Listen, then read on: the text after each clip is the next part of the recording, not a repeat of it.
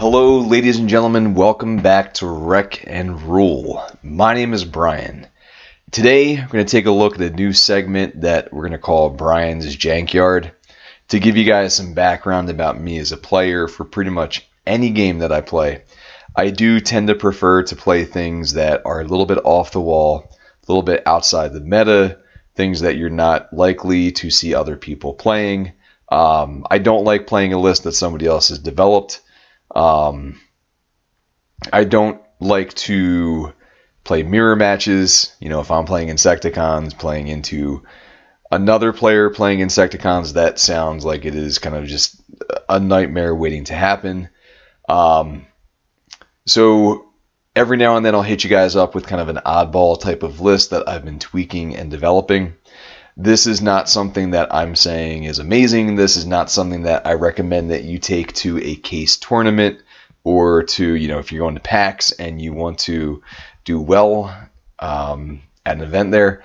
This is something that you take to a weekly event to have fun, is the idea.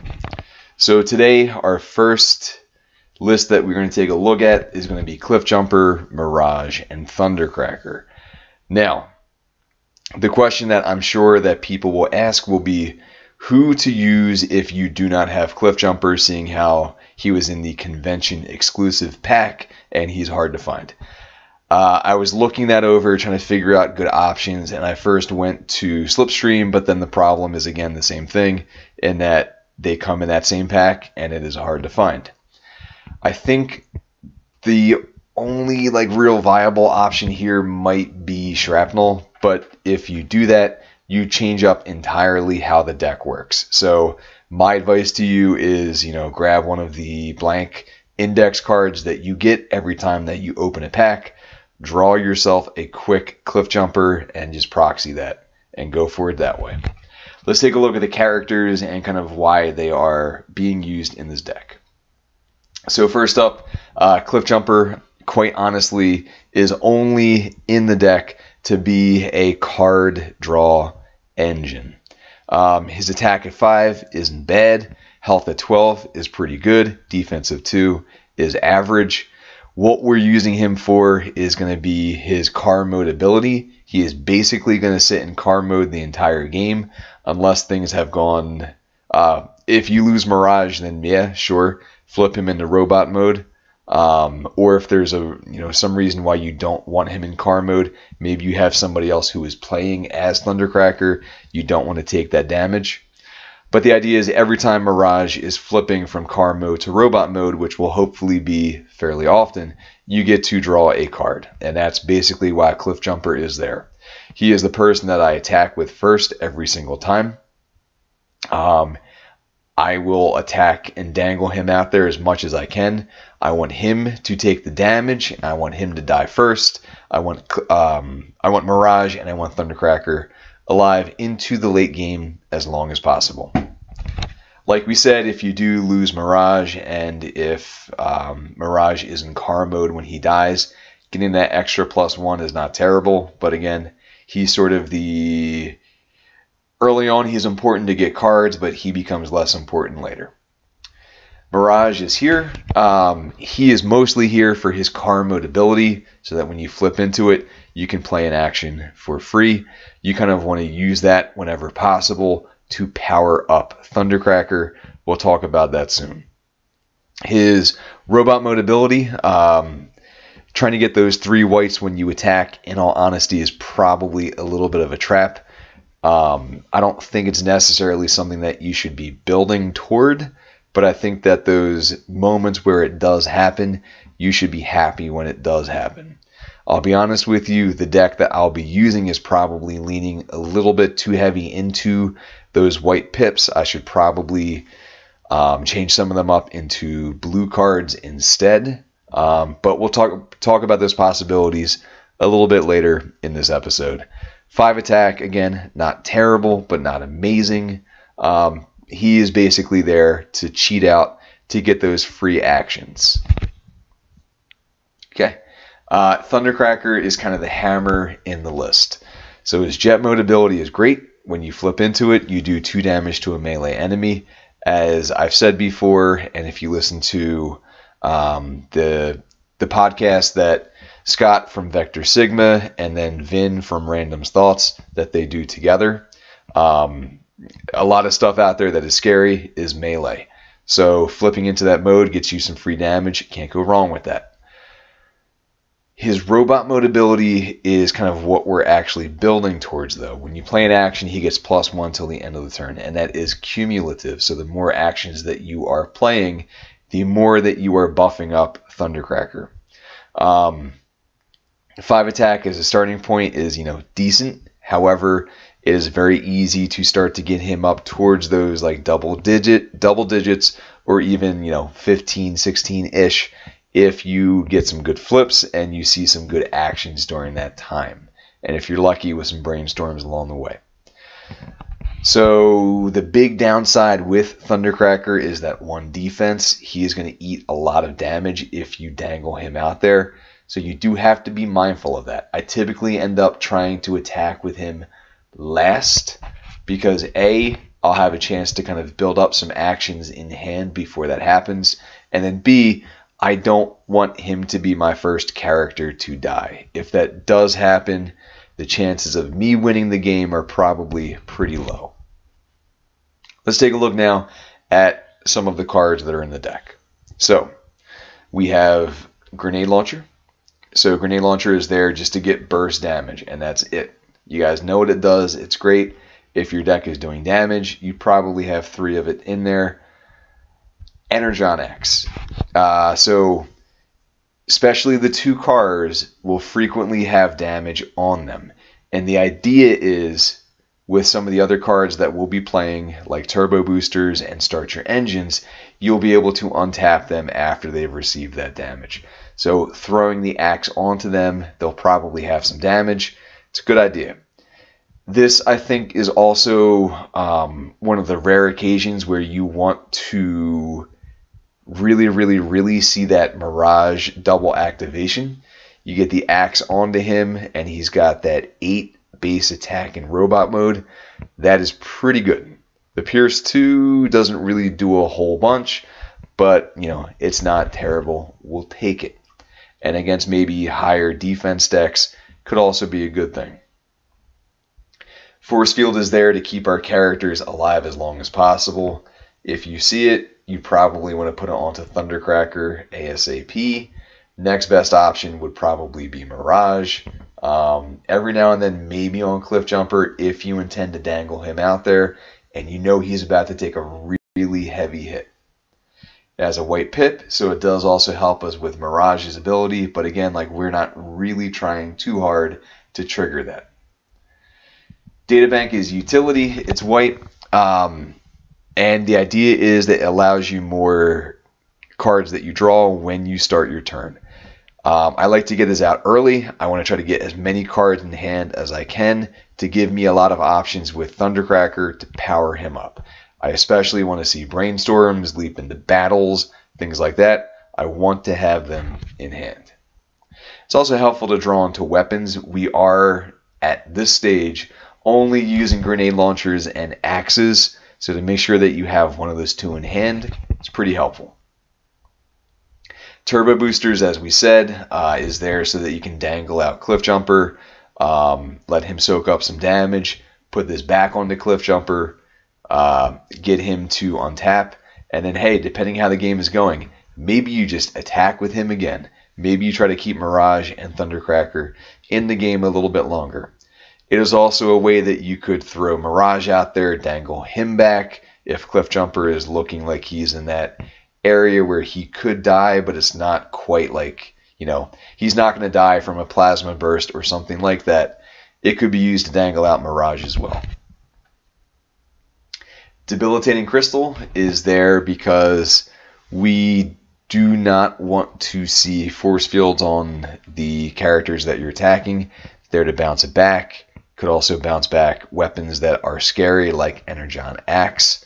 White Pip, this is probably one that is questionable. I could maybe see taking it out and throwing in drill arms instead for the same basic idea, or possibly even taking it out and using ramming speed instead. From here, let's talk about our actions. Brainstorm is there. You want this basically to power up Thundercracker.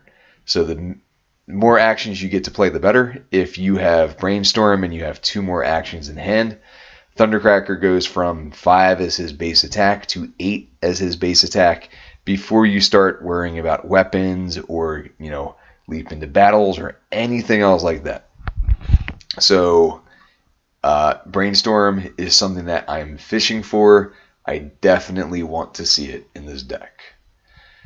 Leap into battle is there because, again, it's great to throw onto Thundercracker. If you kind of get that amazing turn where you get this and you get a grenade launcher on the Thundercracker, this basically counts as +4 attack at that point. It's almost as if you had 2 grenade launchers in hand. We get Thundercracker at that point up to 13 attack base before you start to worry about orange pips at all.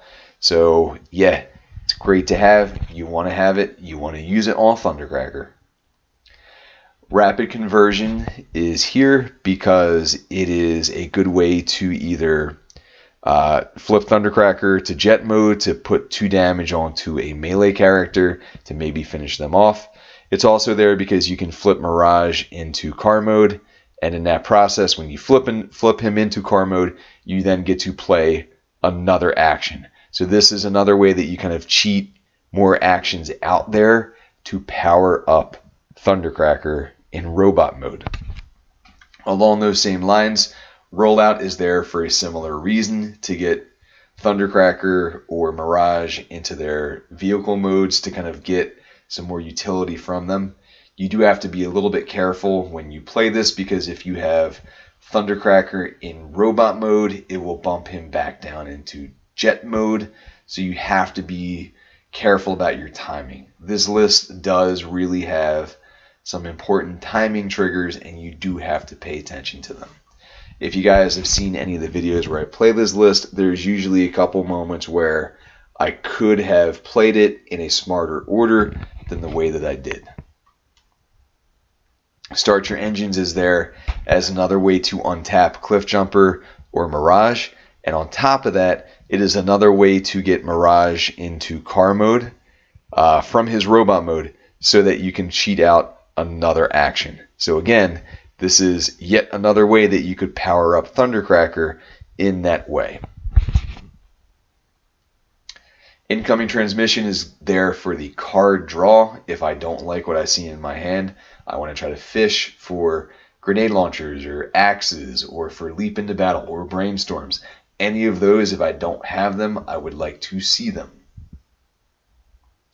Treasure Hunt is there because, again, you do really want to see grenade launcher, energon axe, and force field. If you do not see them, you are sad.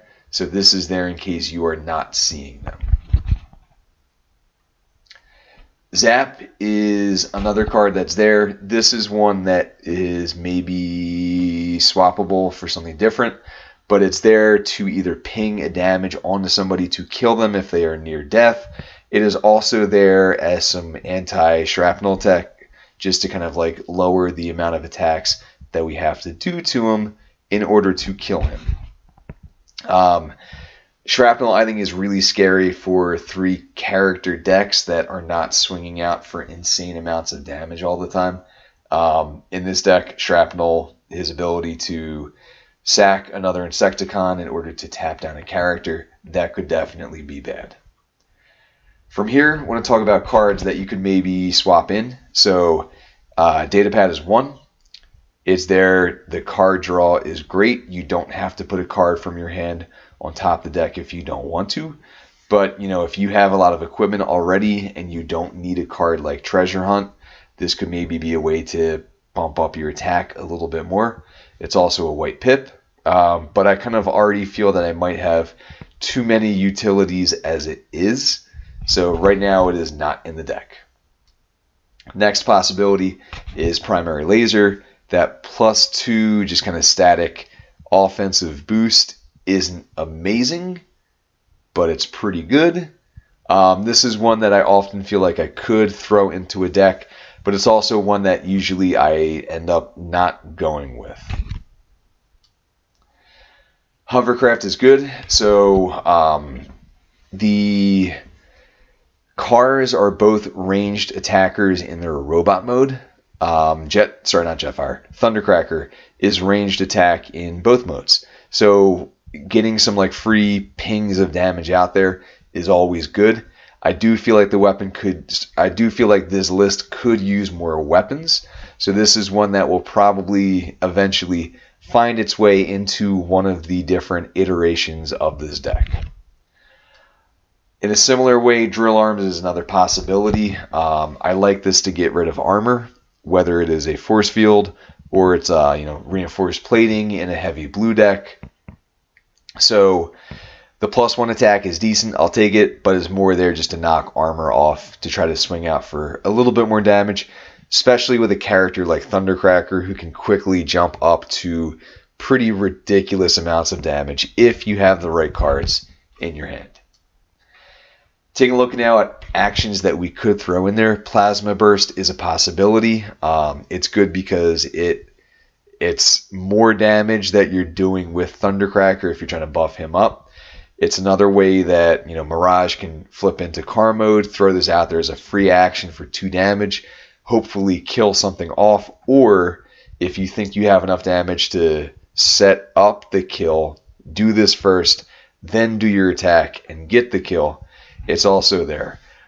Right now I don't have it in there because of the lack of pips. I feel that this deck does need them, whether you're defensively getting blue, whether you are offensively getting orange, whether you're getting white to flip out more cards, or maybe kind of get a lucky Mirage on tap. I feel that pips are more essential in this deck than some of the other ones out there. System Reboot is another white pip, so good for Mirage or flipping more cards out there. Good if I start to run low on cards and I want to kind of either see more upgrades out there or get more actions to power up Thundercracker. This is another one that will probably soon find its way in, but has not yet done so. Bigger they are is blue. The +2 attack is pretty good, so I would like to maybe throw this onto Thundercracker.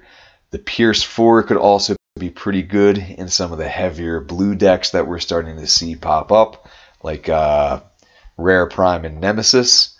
So, possibility, we'll see. Backup plan again, like if, I don't know, I'm running low on cards, this is a way to fill my hand back up. It's a possibility. It's not in there yet.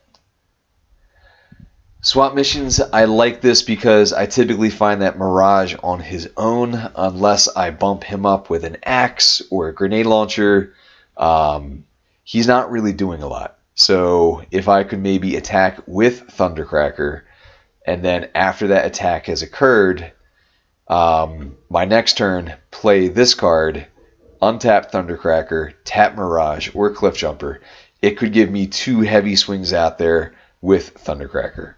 It's not in there right now, but it definitely could be. So here, guys, just kind of, I'm going to really quick rewind all the way back. I am sorry. Just kind of bear with me here. But the basic sequence of events that you would want to do is your first turn, you want to flip Mirage into robot mode to set up on your second turn, flipping back to car mode to play a free action. Your first attack, you want to use Cliffjumper in his car mode. PS, by the way, that first flip, when you flip him into robot mode, you also get to draw a card with Cliffjumper. It's a good way to fish for cards that you want to see.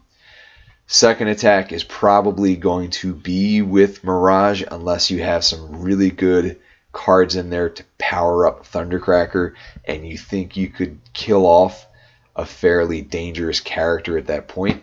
But again, just because Thundercracker is kind of vulnerable with 1 defense, you want to probably save him as your third attacker. There's also a pretty good chance that somewhere along the way you've drawn into Start Your Engines or Turbo Boosters, you've untapped Mirage or Cliffjumper, and you get an extra attack with one of the two, depending on how things shake out. You might even be able to save Thundercracker as kind of like your fourth attack that you throw out during that first round of attacking. From there, round 2, if Cliffjumper is still alive, he is the one that you throw out there. Unless he's really close to death and you have a completely untouched Mirage, maybe then you might do Mirage. But again, you want to save Thundercracker either for the last attack, or if you have some good cards in hand and you think you can take out something that is scary. I don't know the exact highest number I've done so far, but I know I've gotten to 15s pretty easy. If you get really lucky with Brainstorms and Leap into Battles, and you have like a grenade launcher or you have an axe on Thundercracker, you can definitely get some really unexpected, like super high damage burst out there. From here, guys, bear with me as I flip all the way through and get back to the end slide here. So if you guys have not already done so, please join our Facebook page. The link will be in the video description. It's kind of our hub for everything that we do. If you've not done so, please subscribe to our channel on YouTube. Share our stuff with any of your buddies who are playing the game. We appreciate you guys listening and watching and commenting, interacting with us. This video will probably hit on Wednesday, the day right before Thanksgiving.